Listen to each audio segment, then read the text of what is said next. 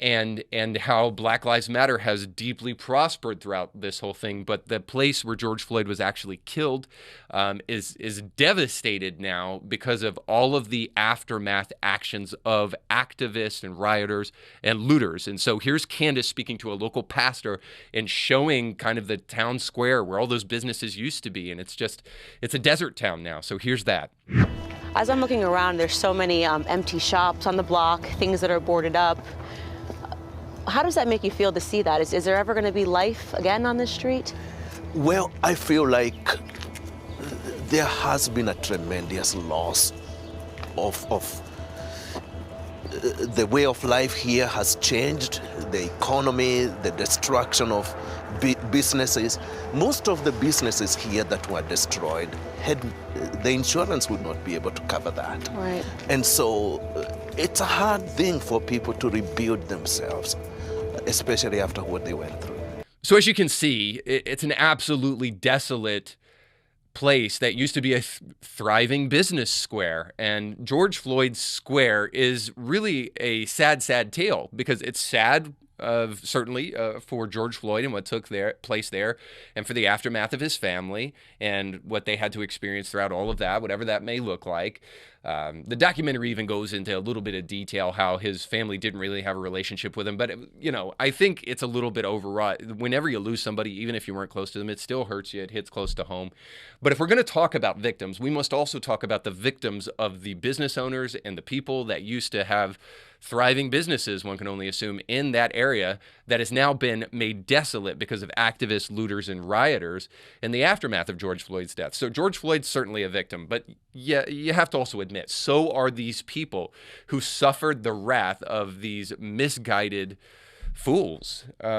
And there's also some other unintended victims throughout all of this. And I think this is perhaps maybe one of the most provocative pieces of the whole documentary, as Candace Owens begins to show where the $70 million that came to Black Lives Matter actually went to. $3 million in LGBTQ organizations around our nation. $3 million went from Black Lives Matter to these organizations. So here's kind of a supercut of all that money going to these places. $200,000 went to the Transgender Justice Funding Project. Another $200,000 went to the Transgender United Fund. Another $200,000 went to the Transgendered Law Center. Another $200,000 went to Black Transgendered Media. Another $200,000 went to the Transgendered Variant and Intersex Justice Project. Another $200K went to the Transgendered District. Another $200K went to the St. James Infirmary. In continuation, the Center for Halstead received $200,000 from Black Lives Matter. They are Chicago's community center dedicated to securing the health and well-being of lesbian, gay, bisexual, transgendered, and queer people of Chicago. Similarly, we have the Audre Lorde Project, which received $200,000. Another $400,000 went to Transgender Advocates Knowledgeable Empowering, or TAKE. For example, an additional $200,000 was given to the House of Tulip. $200,000 that went to the Griffin Gracie Retreat and Educational Center, known as House of Gigi for short. So we see in the aftermath of George Floyd and the Black Lives Matter movement that we don't only see a reckoning of race in America and a resurgence of talking about race in America at an ironic time where perhaps there is greater freedom in America than at any other time, and we're speaking financial and otherwise. That is not to suggest that there are not issues that need to be addressed in ways in which racism still exists in America. That's true, but it is so incredibly unimportant and uninvasive in the lives of average people that it really is almost not even worth discussing.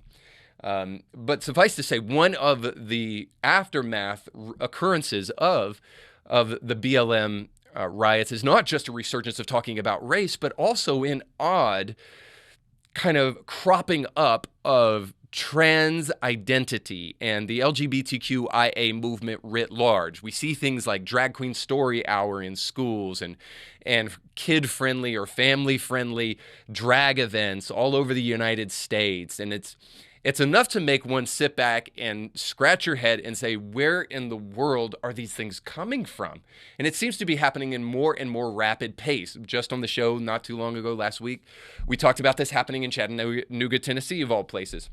So where is this coming from? Where is this surge of trans activism really coming from? Well, inevitably, it cannot help but be coming from the $3 million invested in these activist organizations. So this is not even a conspiracy theory thing. This is follow the money and just open your eyes kind of thing. As long as you're not gullible, you can clearly see that there's a paper trail to these organizations. When they have this large infusion of cash, then they're able to infiltrate the public school system and infiltrate cities around America. So in part, the Black Lives Matter movement is certainly responsible for the rise of this LGBTQIA activism.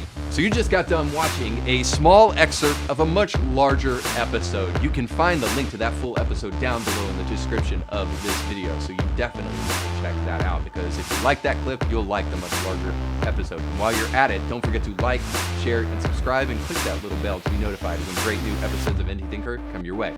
Thanks for watching.